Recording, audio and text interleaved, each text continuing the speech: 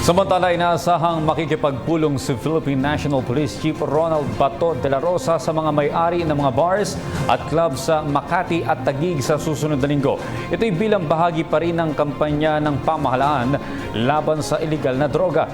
Ayon kay Southern Police District Chief Senior Superintendent Tomas Apolinario, ilalatag ng PNP Chief sa harap ng mga club at bar owners ang mga direktiba at polisiya kung papaano ang mga ito maiiwasan ang pagkalat ng iligal na droga sa kanilang mga establishmento.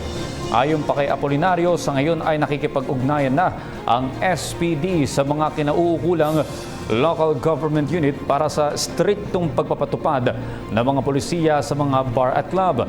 Nilinaw naman ni Apolinario na ang sinumang hindi sumunod sa mga naturang patakaran ay maring pagbatayan para tanggalan ang kanilang business permit.